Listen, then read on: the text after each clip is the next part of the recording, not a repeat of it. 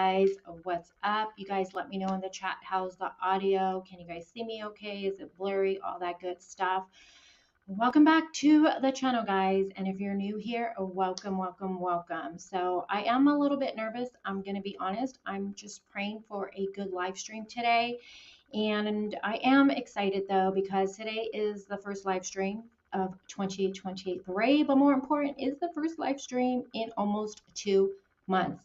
I can't believe I've been gone off of YouTube for almost 2 months, and there is a reason behind it. There's a lot of stuff that went down. I kind of was forced off of YouTube, and I was thinking of how am I going to go about this right now. And then I just thought, does any of that really matter right now? Because we are back at it. We have a lot of new cases coming out, and I don't know. I just feel like it doesn't matter anymore. Let's just move on forward and stuff like that. So I am excited to be here with you guys, and there is a new way of me presenting these live streams. I hope you guys enjoy the new way. And yeah, let's get started. So let me say hi to some of you guys up in chat. And we got Valerie here. Hi, Valerie. Heather says you look so pretty. Oh, thank you so much. Hi, Jules. It's good to see you. She says, I've been following this on TikTok all over the past week. There's some crazy reactions to this case. Yes, and I just joined a group for this case, and I was really surprised on what I'm reading. There's definitely a lot out there that is being said. So, hey, Jules, good to see you. Mark, thank you for being here. And I'm not sure if anybody else is here. Whoever is watching this from afar, hello. And then, of course, to my replay gang and all of you guys and everything like that. So, how's it going to go today for today's live stream? So, I pre-recorded a video for you guys of all the facts of this case, and I'm going to present that to you. I'm going to let it play all the way through. I'm not going to interrupt it. I will be in chat and I'll be discussing things with you there. Then we'll meet back here again, and then we will discuss and go over, theories and speculation, because yes, there is some theories with this case. I mean, it is true crime. There has to be more theories with this case, right? Believe it or not, some people don't believe Lindsay did this. So we're going to get into all of that, read some articles, and yeah, so let's get started. I'm just going to jump right into today's live. So let me share my screen with you guys, and let's do it this way. And I'll finish saying hi to everybody in chat right now. Now, this case takes place in Duxbury, Massachusetts. It's a historic seaside town in Plymouth County, a suburb located on the South Shore, about 35 miles southeast of Boston. Population of 16,000. Now, in this town lived a very young and beautiful family known as the Clancys. 32-year-old Lindsay Marie Clancy lived there with her husband Patrick and their 3 small children. Cora, 5 years old, she loved reading, cuddles, and playing with magnet tiles. It is said that she had such infectious laugh and a huge smile. Dawson, 3 years old, was extremely kind and generous, always willing to share his toys with his sibling or other kids around him. He loved trucks, dinosaurs, and Paw Patrol. And last but not least, 8-month-old Colin, who I just think is so stinking cute. I mean, look at those chunky cheeks. Now, Colin was an easygoing baby. He hardly ever fussed. In fact, out of all the 3 kids, he was the one who actually slept the most as a baby. He was a happy, vibrant child. They even had a nickname for him, Happy Colin. Now, the events that will take place on the evening of January 24th will leave the Clancy family forever changed, and the town of Roxbury shook to its core. Before I get into the horrific details that would take place, let me go into some details about Lindsay Clancy. Born in 1990, Lindsay Marie Mugsgrow, she grew up in Connecticut. She would graduate high school in 2008 from Linman Hall High School in Wallingford. She would go on to graduate in 2012 from, and I hope I pronounce this correctly, and if I don't come for me, but she would graduate from Quinnipiac University. Whew, I hope I said that okay. Now, it would only make sense that Lindsay would get into a field where she could help people. She would work as a labor and delivery nurse at Massachusetts General Hospital, and it is being said that it is one of the top hospitals in that area. Lindsay was known as being generous, loving, and caring towards everyone.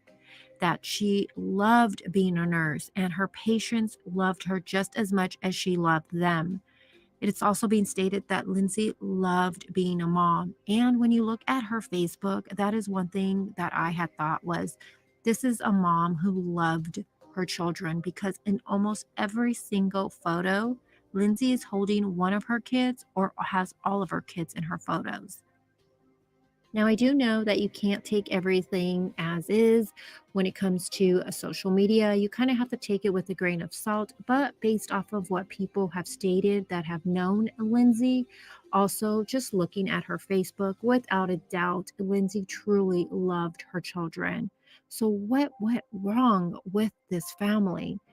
Let's get into the horrific details of January 24th. Here's what we know about the case so far. First responders arrived at the home at around 6 p.m. Tuesday after Clancy's husband called 911 reporting his wife had jumped out of a window. First responders discovered Clancy's 3 children unconscious with signs of trauma. 5-year-old Cora Clancy and 3-year-old Dawson Clancy died in the home, while the couple's 7-month-old son is still being treated at a hospital. News. The 8-month-old baby, now identified as Callan Clancy, who had been fighting for his life after a horrific incident at a Duxbury home, has died. The Plymouth District Attorney tells us they got a call from the state medical examiner's office telling them the baby did not make it. He was pronounced dead at Boston Children's Hospital earlier today. On the evening of January 24th, Lindsay's husband, Patrick, would leave the residence to go pick up some takeout that was ordered for the family. He would be gone around 25 minutes. Now, when he would arrive back at home, this is where Lindsay was acting erratically, and she tried to take her own life by jumping out of the second-story window. And at 6:11 p.m., Duxbury Police Department would receive a 911 call from Patrick. And I can't even imagine what that must have been like, walking in your home and finding your precious little babies not alive. Now, when the police and the firefighters would arrive on the scene, this is when they found a 32-year-old Lindsay Clancy on the ground after she had apparently jumped from the second-story window of the home when she tried to take her own life. Now, upon further inspection of the home, first responders located all 3 children who were unconscious and with obvious signs of trauma. Now, it's being learned that the scene was so horrific that the first responders, some of them actually had to take a leave after this incident. And that speaks volume because they have seen so many crime scenes. And for them to have to take leave over this one, saying that this was one of the more horrific scenes ever, just breaks my heart for everyone involved. Now, 5-year-old Cora and 3-year-old Dawson, they were both transported to the local hospital where they were pronounced deceased that night. Now, 8-month-old Callan, he was transported to the Boston Children's Hospital, and he would spend the next 3 days fighting for his life. But unfortunately, on that third day at 11:18 a.m., he would be pronounced deceased. Now, Lindsay is in the hospital being treated for her injuries and in police custody. She is being charged with 2 counts of murder, 3 counts of strangulation or suffocation, and 3 counts of assault and battery with a dangerous weapon. Now, these charges were brought against her before Callan passed away. So I do think within the next few days, we will see a 3rd count of murder. Now, after the horrific details of this case has come out, we are now learning more about 32-year-old Lindsay Clancy and what she was going through behind closed doors. It is being alleged that after Lindsay had her 3rd child, she started suffering from postpartum depression. Now, I am a mom, but I have never suffered from postpartum depression or postpartum psychosis. So, when I first heard of this case, I will be honest with you guys, I initially thought, how can a loving mom hurt her children like this? How is that even possible? So, since I didn't understand it, I tried to educate myself on it. And I've been reading as much as I could get my hands on, and also listening and reading about women who have gone through postpartum depression and postpartum psychosis. And I will say it is petrifying to know that your mind could get to a point where you start hallucinating and believing things that aren't really there. Now, postpartum depression is very common. It occurs in about 1 to 2 out of every 10 women who give birth. They could be experiencing a sense of sadness, low mood, unhappiness, and even being really confused by the fact they had expected to be euphoric and really happy at the birth of their baby. New mothers may have a great deal of fatigue, feel kind of hopeless, and have difficulty sleeping. Postpartum depression can be very serious and require intervention. It may also dissipate over time, especially if the woman gets enough sleep and has someone who can help take care of the baby. Now, as far as postpartum psychosis, it's different from postpartum depression. Postpartum psychosis is very, very rare. It's also much more serious. Mothers with postpartum psychosis may also feel depressed and hopeless, but it's coupled with confusion and disordered thinking. In severe cases, sufferers may experience hallucinations, especially auditory hallucinations. When they are not thinking straight and hearing voices, may be becoming paranoid and having some delusions. They can act in ways that could be dangerous to themselves or to others. It could be voices telling them to do things that are dangerous, like drive off a cliff. They're just not able to test and dismiss some of those intrusive thoughts, delusions, or hallucinations. Now, when this crime would take place, Lindsay was actually on leave from her nursing job, and it is being stated that she was allegedly in a very intensive 5 days a week program for postpartum depression. It's also being stated that her husband Patrick, during this time, he was actually working from home, trying to support his wife while she was going through this, and of course, take care of the children.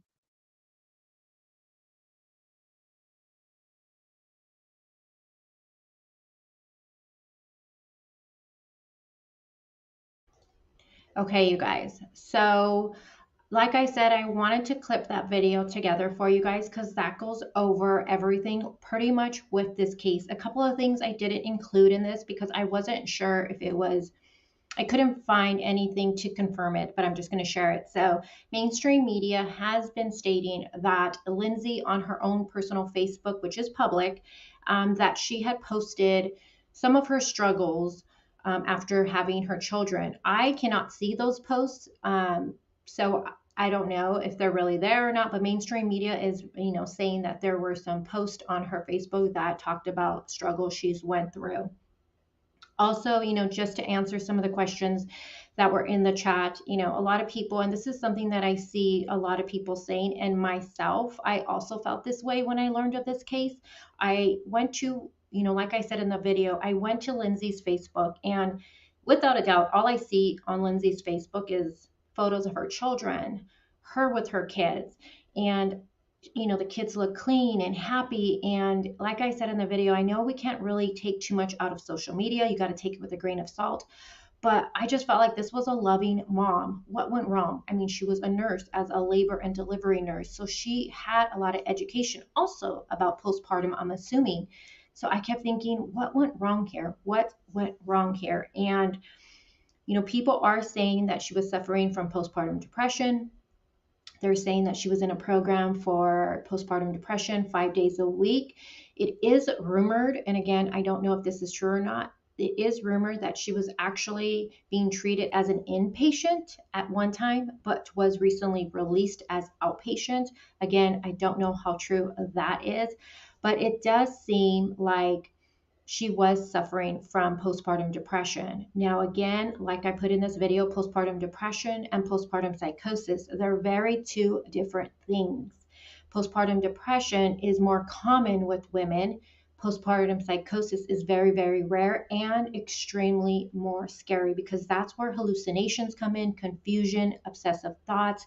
Like you see on the screen, you can attempt to hurt yourself or your child. So that is way more serious. So based off of what Lindsay did, a lot of people believe that she might be suffering from postpartum psychosis. Now, only a doctor would know this. So that is what people are thinking. So I don't know. What are you guys thinking with this case? How do you feel about it? I see a lot of mixed emotions with it, especially when I joined the Facebook group. A lot of people are feeling that, postpartum depression, postpartum psychosis is just an excuse.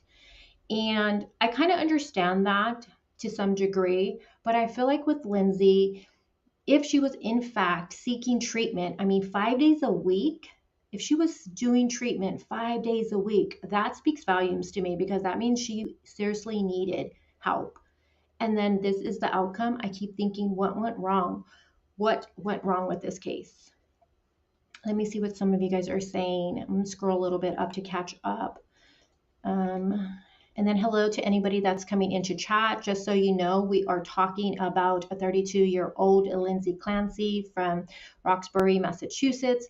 She is being accused of killing all three of, her children. She only has 3 children, her 3 children. And then after that, she attempted to take her own life by jumping out of the 2nd-story window of her home. Her husband was gone getting takeout when this occurred, came back after like about 25 minutes. And there's a lot of confusion also of, when he gets home, what did he actually see? It's being reported that she was acting erratically, and then she attempted, to take her own life. He calls 911, and then, of course, the children would be found inside.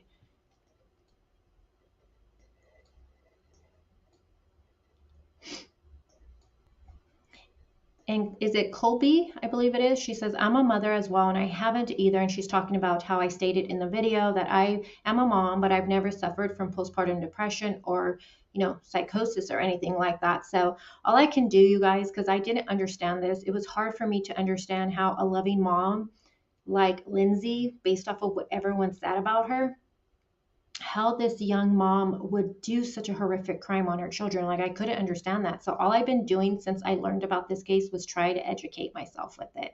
And hearing from professionals, postpartum depression and postpartum psychosis, even though it's very rare psychosis, it is real.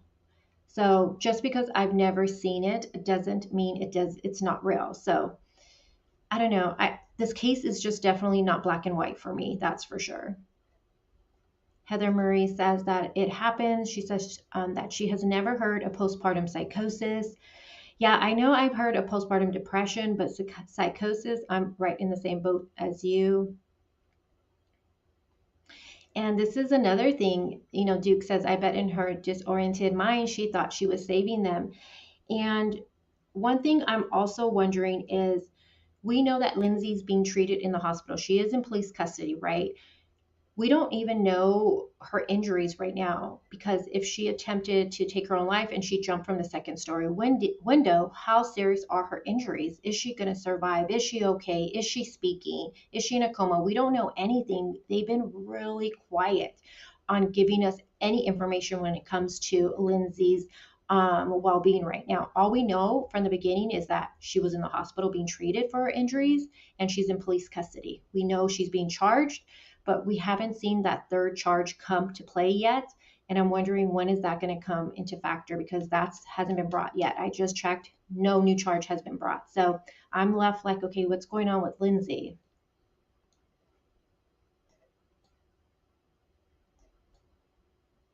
Yeah, me too, Kobe. I'm sorry for anybody who has went through this. If you have been through postpartum depression and you feel comfortable sharing it, please do so. Also, how did you get past it? If you suffered from postpartum psychosis, or if you know someone that has, if you don't feel comfortable talking about it here, my email's always out there. I would love to know, how did you get past that? Or if you have a loved one, how did they get past it? Yeah, Jules, and this is another topic in the Facebook group. She had a lot of resources, you guys. And I agree. She says a lot more than 99% of women would get, because one, of her career. And I did find a video, which I guess I'll play for you guys now.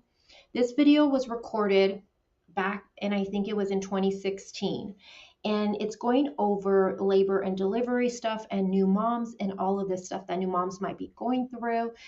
And it's Lindsay, she's very young, and then it's Lindsay's mother-in-law. So Lindsay's husband, Patrick, his mother is also a nurse, which I thought was really interesting and pretty cool. She's a nurse too. So it's Lindsay and her mother-in-law, and they're talking about, you know, labor and all of this stuff. So let me play that for you guys, because since Jules brought that up.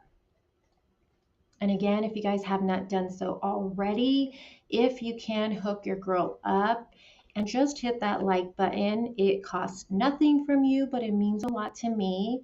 And since I haven't been on YouTube, my algorithm is in the toilet right now. So I have to work double hard to get it back where it was. So if you guys can just hit like, please, please, please just click that. Okay, so let's watch this together. I'll probably make it bigger for us. Don't worry, it gets bigger. Hold on. How do I do this?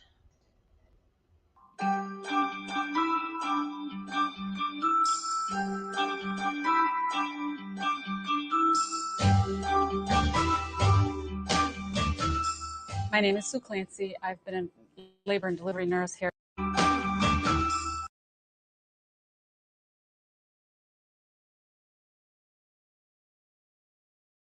Okay, let me see what this says right here. So this is part of this video. Information provided in these videos is designed for educational purposes only.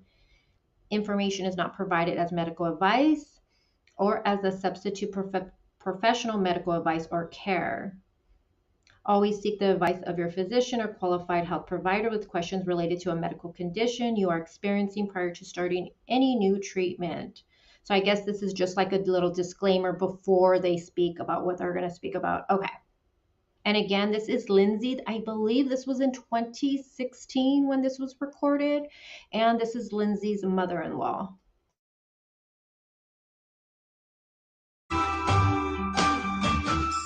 My name is Sue Clancy. I've been a labor and delivery nurse here at South Shore Hospital for 27 years. I promote mother and baby rooming in together and couplet care here at South Shore, which I actually experienced myself when I had my kids many years ago, and I found it to be very beneficial. And I'm Lindsay Musgrove. I'm a new graduate nurse, and I recently did a lot of research about couplet care and rooming in, and I've found that all of the leading pediatric and obstetric foundations support this practice. So there are a lot of benefits for both mother and baby.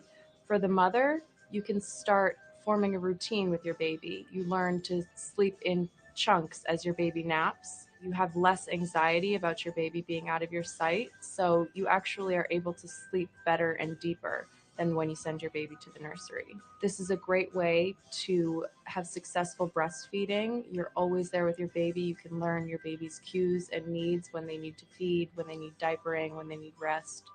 And for the babies, they gain weight better because they're constantly with their mother. They have more opportunities for feeding. They also maintain a more stable body temperature. They're more calm because they're not around other crying babies. And there's a lot less risk for infection since they're exposed to less other babies and less staff.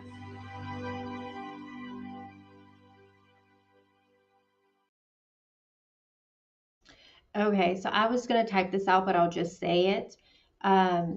This is just crazy to know that somebody like Lindsay, with all of these resources, you know, she committed this crime. I don't know. My mind is just, I don't know how I feel about that. And then hello, Ed. Hello, Barbara. Good to see you. And Ed, I don't know if that was you who messaged me on Facebook. If it was, I just seen it. If it wasn't, just ignore that.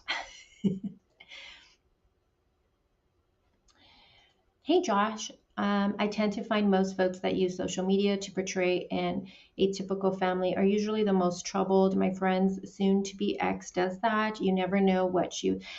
and how with DCF visits. And I agree with that too, you know, to some degree. You know, a lot of times with social media, it never is as what the picture they're painting, right? And you got to take what they're putting out with a grain of salt, especially when people put this perfect life out there, because in all reality, no one's life is perfect. No one's marriage is perfect. Our kids aren't perfect, So when someone puts that out constantly, to me, that's always something that I always, take a second look at. Like, there is somebody I follow on Instagram that I swear, their relationship with their husband is like so perfect, constantly posting about all this perfect stuff in their lives and like how happy they are. And I mean, maybe they are happy, but I'm just like, I don't know. Nothing is perfect. So I'm always like, I wonder how perfect things are.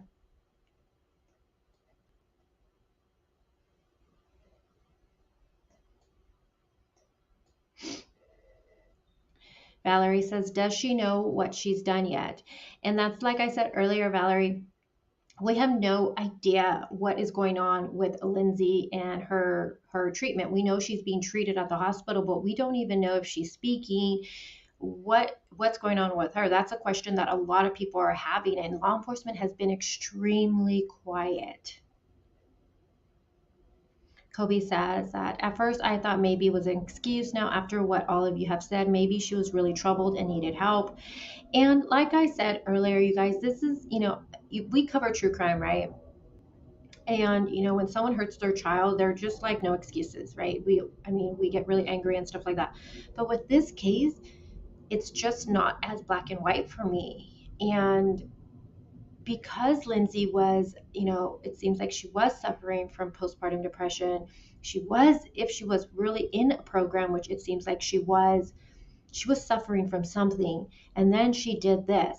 And now we do know, because medical professionals have come forward, this is something that is true. It's not make believe. Postpartum psychosis is a real thing. So is it possible that Lindsay suffered from that? And that would be the why behind it. And I know, isn't that what we always want to know, is the why behind every single case? Well, for this case, it might be she was suffering from postpartum psychosis. And for some people, they don't want to hear that. They don't want to hear that someone was suffering from mental illness, because they feel like that's going to take away from their punishment with it. But if Lindsay was truly suffering from this and she was sick, why would you want to just throw her in prison where she wouldn't get any treatment? I don't know. And I know some people are going to come for me with it, but this is just my honest, my honest opinion and thoughts with the case right here. It's just not black and white for me with this one.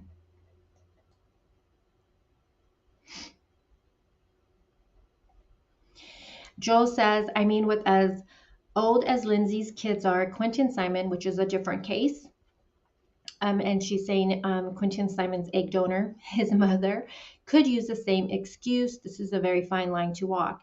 And I agree, but in the Quentin Simon case, Leilani, who is Quentin's mom, there's been no documents, nothing that shows she had ever suffered from postpartum depression or any postpartum psychosis. There's nothing to show she suffered from that. So she comes forward now saying she suffered from it. It's kind of like, okay, where's the proof of it?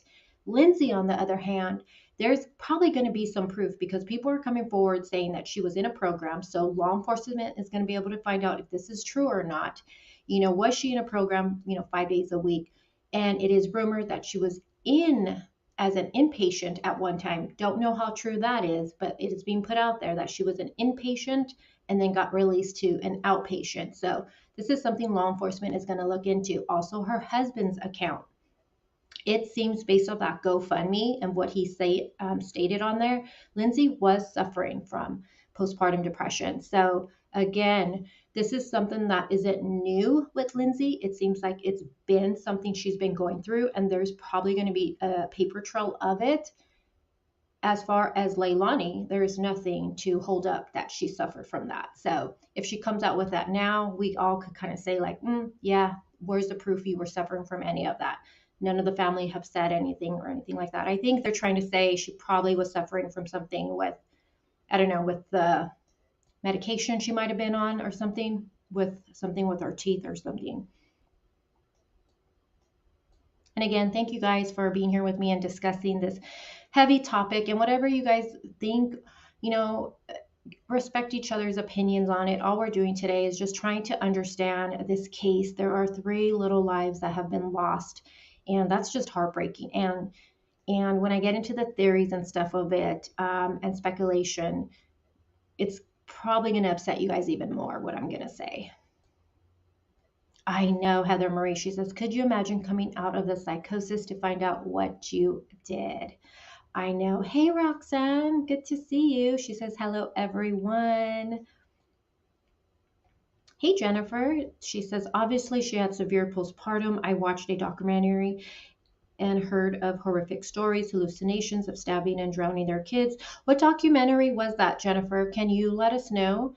I'm right now trying to watch as much as possible, and I've seen a lot of women coming forward. You guys probably have seen this yourself on, even from people sharing their own stories on, Facebook, even on comment section during, videos and stuff like that.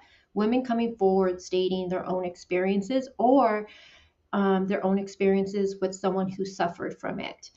I had seen someone comment that her neighbor came to her with the baby screaming bloody murder and saying her baby was dead, her baby was dead.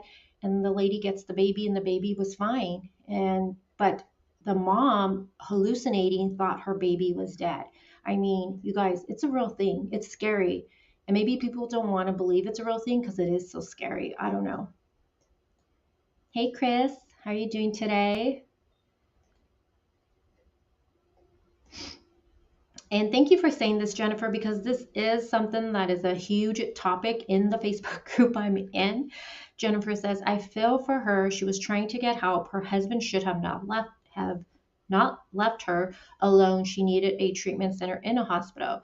And this is something, and I would love to see what you guys say about it, because this is something, like I said, people are discussing a lot in the group, is if Lindsay was suffering severely where she needed 5 days a week to be seen 5 days a week, be in a program 5 days a week, why would you leave her alone with the children? And that's the only thing, is I don't know.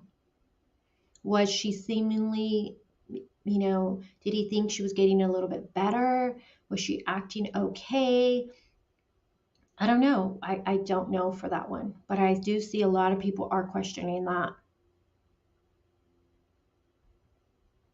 Oh, Jules, she says, my stepmom was Andrea Yates' head nurse for years. It's a real and very sad. Yeah, and her lawyer, Andrea Yates, her lawyer, I watched a special, I don't know how long ago, this was a while, and he even says that, she'll ask him still, to go to the children's gravesite and, to put flowers and stuff like that on it. And he's very extremely close to Andrea, and he tears up when he talks about her condition, and it's a real thing, you guys. All right, I'm gonna go ahead and play right now for you guys the press conference, the presser we got, and there's 2 of them. We're gonna watch the most recent one, so let me get that for you guys. Every time I look at a photo or something with a case, like this photo, like this video here, 2016, I believe it is, with all the education she ends up getting and stuff, if you were to ask her, I bet, do you think you could ever believe, you can have postpartum psychosis or anything like that? I mean, I bet you Lindsay would have been like, oh, heck no, I know better. You know what I mean? Because of all of her education, and then this happens. It's crazy. Okay, let me get that video. Give me 1 second, you guys. And again, if you haven't hit like, please do so. And Jules, I bet you, does your mom have any stories? That's crazy. She was the head nurse of Andrea Yates. Okay, let's watch. So this was 6 days ago. And again, this is Duxbury Police and Plymouth County DA. So they're providing an update on the deaths of the 2 children. Again, this was before the youngest passed away, because the 2 older ones passed away that night. And then the youngest, he fought for 3 days, the 8-month-old, and then he passed on that Friday.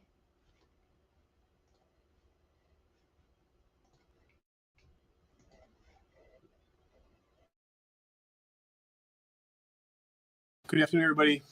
My name is Tim Cruz. I'm the district attorney here in Plymouth County. Gathered here with me today are members of the Duxbury Police Department, Lieutenant Colonel Scott Warmington of the Mass State Police, Duxbury Police Chief Mike Carbone, Duxbury Fire Chief Robert Reardon, and Duxbury Town Manager Renee Reed.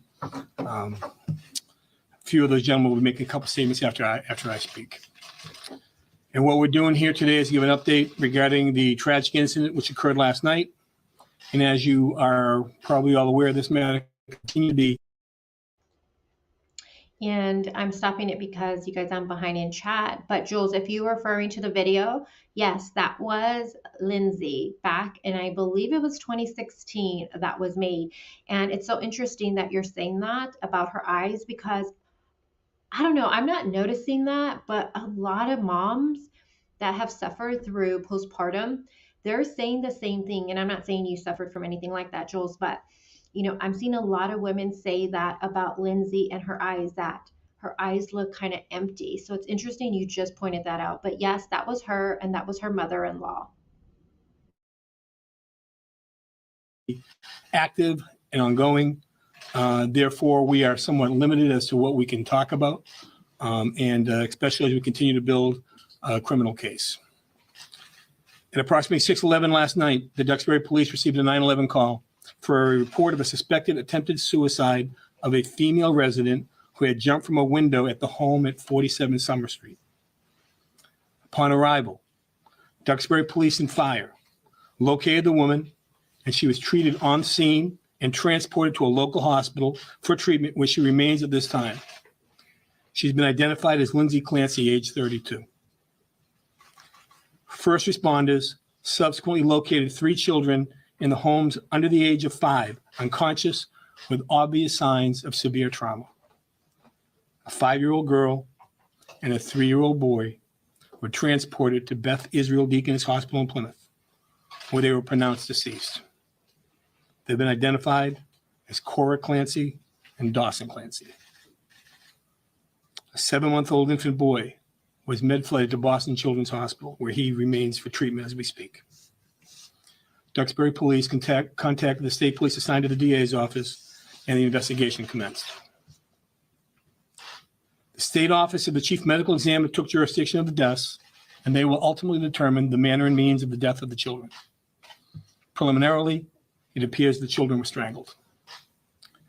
Since 6:11 last night, when the Duxbury Police received a 911 call at 47 Summer Street, to this very moment, investigators with Mass State Police, Duxbury Police, and other first responders in our office have been working this case around the clock. As a result of information gathered during the course of the investigation, we developed probable cause, and today are seeking and obtaining an arrest warrant out of Plymouth District Court, charging 32-year-old Lindsay Clancy, the mother of these children, with their homicides. Lindsay Clancy, as I stated, is being treated at a Boston hospital. As soon as able, we will be arraigning her on the 2 charges of murders and the deaths of her children.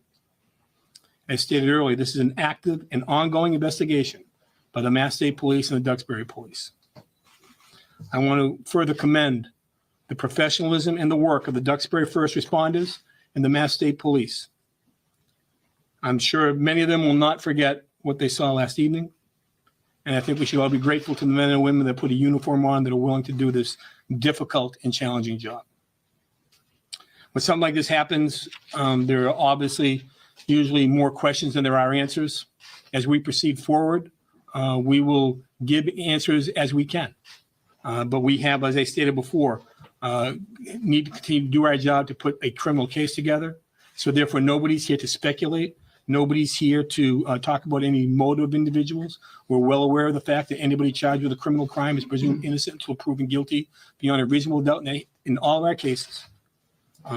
This is an ongoing investigation, and certainly our heart's condolences go out to the Clancy family. I cannot begin to fathom the expressive, the pain, the depths of pain that must be going on. With that, I'll turn this over to Chief Carbone of the Duxbury Police. And I will stop this just for YouTube reasons and stuff like that. But Grateful Ed says, yeah, she was mentally ill. I don't know if she made any type of statement about it. Now, this is something I said in the very beginning, that mainstream media has stated that Lindsay posted on her Facebook about certain struggles, but they are not visible for us to see. So I'm not sure where they're grabbing it from or anything like that, and stuff like that, but they're stating she did discuss it on her Facebook. I can't see any of the posts, so I don't know if she has how do you say it, special settings for it, or if her husband has went back and made certain posts private, because you can do that. So I don't know, but I can't see it. But allegedly there are some posts that she talked about some of the struggles. But I feel like sometimes too, and this is just my opinion, you guys let me know, sometimes it's hard to talk about your own struggles. I know I'm the queen of this. I'm really great at giving advice and motivating people, but when it comes to myself, it's hard for me to take my own advice, and I'm probably the hardest on myself, and I do struggle with my own mental health from time to time. And it's just interesting because yet I give the best advice, but I just don't take it. So maybe she didn't feel comfortable to go public. I don't know. And then Ed, I seen what you said. You messaged me about a month ago. I'm not that great at looking at messages that aren't from friends, just because sometimes they are pretty hateful. So I kind of, don't look at those messages, but I did see it today. So I'm doing okay, is my response.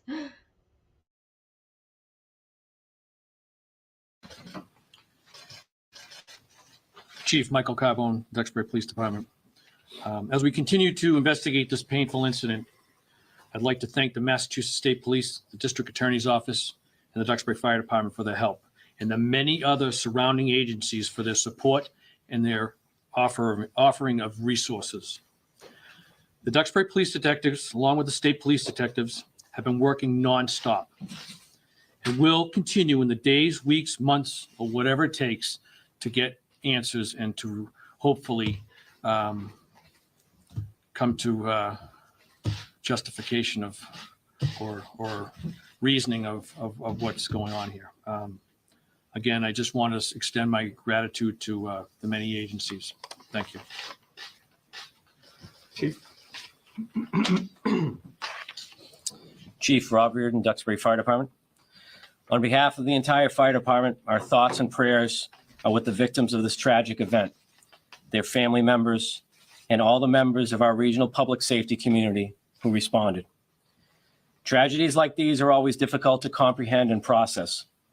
We may be left struggling with many emotions. Please know that all public safety personnel have been offered and will continue to be offered needed support. To all those who responded, we care about you. If you or a colleague are in need of support, please reach out. I also want to thank the citizens of Duxbury and surrounding communities for the extraordinary care and compassion they have shown during this very difficult time. Thank you.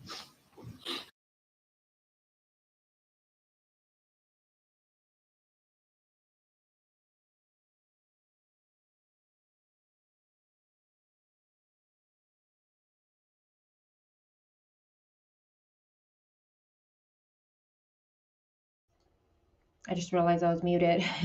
Sorry, guys. So, like I was saying, I'm gonna read an article really quick to you guys, and then we're gonna get into the speculation and the theories, because believe it or not, there's another theory to this case. I mean, it's true crime. Of course, there's gonna be other theories with it, but right now it is being stated that, her husband has forgiven her, and he's asking all of us to forgive her also.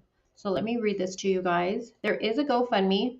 I'm not going to show the GoFundMe here. If you guys want to see the GoFundMe, I can share that on the community page. I believe they have raised already $1 million, believe it or not. There is some, discussion about the GoFundMe already. You know how that can be. People get a little weird with GoFundMes and stuff like that. But let me read this to you guys. Let me make it a little bigger. Let's see. That's good. And again, thank you guys all for tuning in. We are talking about 32-year-old Lindsay Clancy from Roxbury, Massachusetts. On January 24th, it has been stated that she killed all three of her children and then tried to take her own life by jumping out of the window of her second-story home. She is in police custody, and she is being treated in the hospital for her injuries. Like I said already multiple times, we don't know her injuries right now. We don't know if she's conscious. Is she in a coma? Is she going to be okay? Is she talking? We don't know anything. Law enforcement has been extremely hush-hush when it comes to Lindsay's, what's going on with her. Also, since the youngest passed away on Friday, there hasn't been any new charge of murder for being brought against Lindsay. So I'm just wondering, when is that going to be brought against her? So we're just waiting on that too. So let me read this really quick. So again, the husband of Duxbury, Massachusetts mother, so his name is Patrick, the husband the mother, of course, Lindsay, who allegedly killed, three of her children last week before attempting to take her own life, has spoken out about the horrific incident. Now, he's spoken out on the GoFundMe. Now, Patrick Clancy wrote a length about the joy he found from being a father, as well as the personalities and quirks of his three late children. And again, if you guys want to see all of that, I will share the GoFundMe on my community page, and you guys can read everything that he wrote. But there is some things on here that I want to read to you guys. So again, this is Patrick, the husband, Lindsay, and of course the little girl, Cora. This is when she was younger. Lindsay reminds me of someone that I'm very close to. I'm not going to say who. But it's just scary, though. She reminds me of somebody I know who has gotten help for her own postpartum. So let me just move down.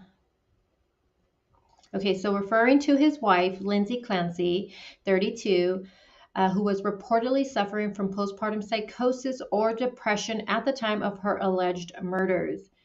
Now, Patrick wrote that their marriage was wonderful, he says. And he talks about how even though her condition was worsening, it seems like it made their relationship stronger. And then the grieving father asked those following the case to find a way to forgive her. And he has stated himself that he has forgiven Lindsay. I want to ask all of you that you find it deep within yourselves to forgive Lindsay as I have.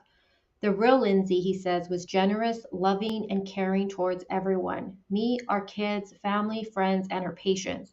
The very fibers of her soul are loving. All I wish for her now is that she can somehow find peace.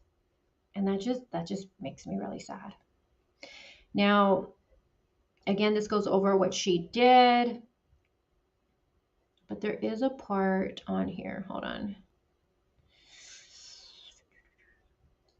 Okay, so at a visual for the children last week, Reverend Robert J. Dehan, he prayed for the family and noted that Lindsay allegedly suffered from overwhelming mental illness at the time of the children's death. And I was just wondering if this is, the pastor, the reverend for Lindsay, did he know her specifically for him to say that? Or is this just something that he was told also? But, this reverend is stating that Lindsay, she suffered from overwhelming mental illness. And I'm wondering, did he personally know Lindsay for him to say that? And then a friend of the family told the radio host that Lindsay was attending a 5-day per week mental health program to address her alleged postpartum struggles at the time of this tragedy. And again, these are the three children who lost their lives in such a horrific way. Again, first responders, some of them had to take leave after this incident. And again, she was reportedly on leave from her job as a labor and delivery nurse at Massachusetts General Hospital. Now, the statement that the hospital put out was, "We are shocked and saddened to learn of this unthinkable tragedy." And then again, they extend their deepest sympathy to all those affected by this devastating event. And then Patrick, he called 911 last Tuesday night after he found his wife injured at their home. So it's being stated that Patrick came home after picking up takeout, and it is being stated that his wife was acting erratically.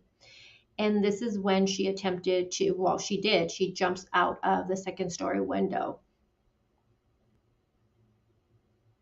And it is being stated that the 911 call, that's what it was about. I would really like to hear that 911 call.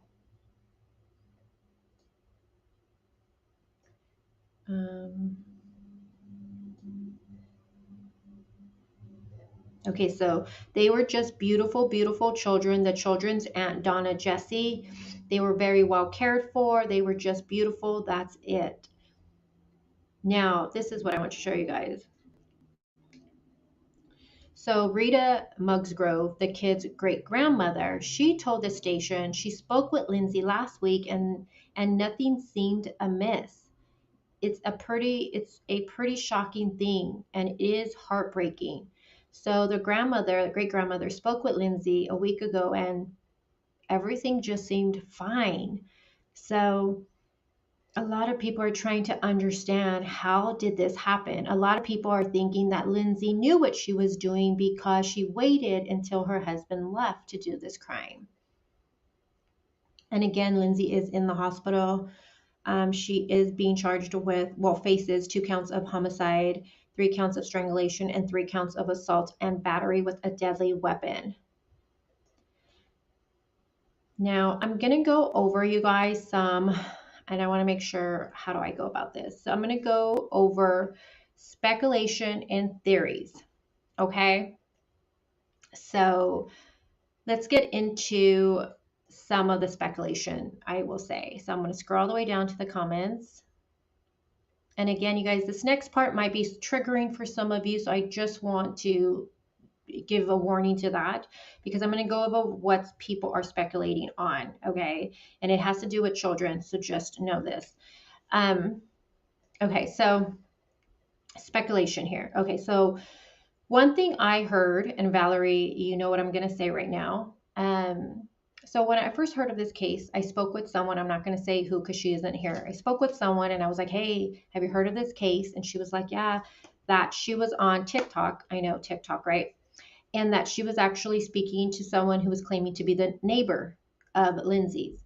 And this neighbor told the person that I trust that the children were hung. Again, this is speculation, okay? Take what I'm going to say with a grain of salt. Law enforcement has not confirmed this whatsoever. This is just something that's being put out there online, okay? So this person tells me this, and then I remember telling Valerie about it, and I was like, well, law enforcement hasn't stated anything like that. So I don't know. I'm not going to say anything, and I didn't include that in the video. Then I joined the Facebook group, and one thing I'm seeing in the Facebook group now is, and I just joined it, is that people are also stating that neighbors are talking to people, and they're stating that the 2 older ones were hung with a exercise resistant band, that they were strangled and hung with an exercise resistant band. Now, is that true? I don't know. It's just what people are putting out there online. In time, we will know if that's true once law enforcement gives us more information. But in a way, based off of first responders, you know, having to take leave and stuff like that, seeing something like that would be traumatic, right? So I don't know if that's true or not. I just want to say what's being put out there. So that is one thing that people are saying. Take it with a grain of salt. And another thing that people are thinking with a theory, okay, let's get into the theory. So obviously Lindsay is being accused of it, right? But there's also a theory that some people believe, and there's actually a lot of people that believe this, believe it or not. And I'm not saying I believe this, but that people believe that Lindsay's husband, that Lindsay didn't do this, that she didn't hurt the children, that actually Lindsay's husband did this to the children and then pushed Lindsay out of the second story home. And yeah, why do people believe that? One thing I see people saying is, which I mean, it doesn't really make sense, but what people are saying is that how, why would he leave if Lindsay was seriously suffering from, postpartum depression and maybe even possibly psychosis? I mean, she was in a treatment, you guys, allegedly 5 days a week. That's severe to me if you're in a treatment 5 days a week for it. And so people are like, why would he leave her alone? What with the children, and all of this stuff, so some people think it's just a cover up. And yeah, people think that he actually did this. People are questioning the GoFundMe statement by him. They're stating that, it's written so elegantly. And they're thinking, how can he have gotten all of that out if he is going through one of the most traumatic things? He's lost all his kids, and then his wife is in the hospital. So people are really questioning, the husband and stuff like that. As far as me, I mean, if is that possible? We do true crime here. Of course it's possible. Anything's possible with true crime, with these cases. But I just feel like I think Lindsay did this. I don't think Patrick did it. There is no proof so far of that. But I do believe she was suffering for something. And then as far as what she did exactly to the children, that we really don't know. We just know those charges are strangulation or suffocation, and also assault and battery with a dangerous weapon, with a deadly weapon. So we don't know. We don't know. And he's asking everyone to forgive her awfully quickly. This is another thing I see. I'm not sure if you're in the Facebook group. Yeah, people are questioning the husband. They're questioning it. Yeah, I don't know. Well, one thing I was thinking too, and I don't think I have it here. Let me share it because I do want to. I did see this comment, and it just made sense for me. Let me black out the name who wrote it. Let me do this pin. All right, let me black that out. Let me save it. Okay, let me share this with you guys. I'm going to share two things with you before we go on. Let's just send this. Okay, let me grab this for you really quick.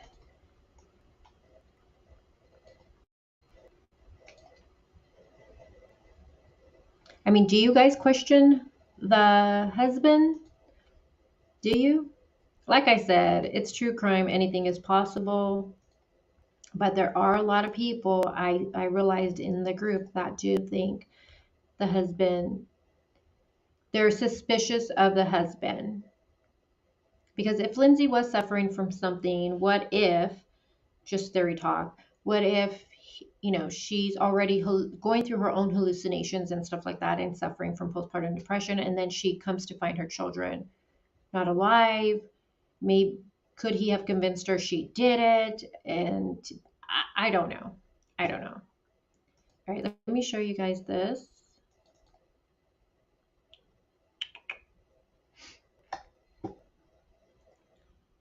And downloads.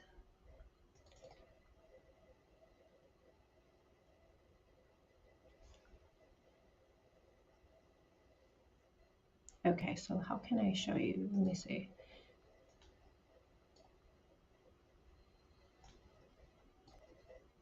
Did it work? It doesn't work that way. Okay. All right, so this is the only thing that I can find that people, people are trying to, when cases like this happen, people start looking, let's go to Windows, start looking at everything. They go through the post and they start analyzing everything with it. And this is one post that everybody's dissecting. And, I don't know how I feel about this, because I feel like we always post stuff like I on Facebook, I see some of my memories and what I posted, and I'm like, what was I thinking? Why would I even write that? You know what I mean? So I don't know, but some people are thinking this is a way of her kind of saying she was going through stuff. I don't know. But I guess this is a Facebook. I'm guessing this is a group or a page, possibly the Miracle Morning Community. And this was posted August 1st of last year. So it says, desperately needing this back in my life. And she's referring to the Miracle Morning. It's like a routine they do in the morning. Desperately needing this back in my life. Had my third baby 2 months ago and tried to stick with my after he was born, but the last 2 weeks or so haven't done any of the elements of it. And I'm definitely struggling because of it. Even though I was up at 12:30, 1:30, and 3 with the baby, I'm still going to try starting my day at 5 so I can get a good in before everyone's up. Wish me luck. Someday it will be easier. And then picture of the 3 that make it so darn hard to have some me time. And it's her right here with the 2 kids and then the baby right here. So I don't know, some people are thinking that this is one thing that she had put out, that she was struggling and stuff like that. I don't know. And then this right here, I thought just really kind of fits this case for me. And you cannot use logic to explain what a person did if they were in a psychotic state. And I think with this case, that's exactly how I feel about this. I feel like I'm trying to understand it so hard, and me being reasonable in my thinking right now for the most part. But, and I'm like trying to understand it. But again, we can't, understand what someone in a psychotic state are thinking or why they did it, if that makes sense, So I'm going to wrap up this live, you guys, and I am going to leave that on the screen. And I really just want to thank you guys for being here with me talking this case. And I'm going to continue following this case. Like I said, I'm waiting to see, is Lindsay going to be charged for the baby's death now? He passed away on Friday. We haven't seen anything, and I haven't seen law enforcement post anything on Facebook either about it. So I'm waiting to see, will she be charged? Also, what's going on with Lindsay's condition in the hospital? We have no idea. We know she's being treated. That's what was stated earlier. But again, how severe are her injuries if she fell from a second-story window? So waiting to see with that. So I will keep you guys updated with this one. The next live stream, we will be talking about Anna Walsh, and that's another case in Massachusetts. And that case has a special place in my heart because that is the case that got me back to YouTube, to be honest with you. It was that case that I was like, I got to get back to YouTube because of that case. So I want to thank you all for being here with me and talking this heavy, heavy, heavy topic of a case. It could be triggering because it's mental health, postpartum depression, postpartum psychosis, harm on a child. Those are always heavy topics. And just remember, you guys, if you don't understand something, just try to educate yourself with it before passing judgment and stuff like that. So with that being said, I want to thank you guys all for being here with me. And don't forget to hit like on the way out. Like I said, my algorithm is in the shithole right now. So I know a lot of people are going to come back and say, I didn't even get the notification. So if you aren't getting notifications, just unsubscribe, resubscribe. I hear creators saying that. Not sure if that works or not. See if that does. And if this is the first live stream that you end up watching, I hope you enjoyed it. And if you did, don't forget to hit subscribe on notifications and the like button. All right, you guys. Thank you guys for being here. And until the next one, stay blessed, keep grinding, and I'll talk to you guys soon. Bye, guys.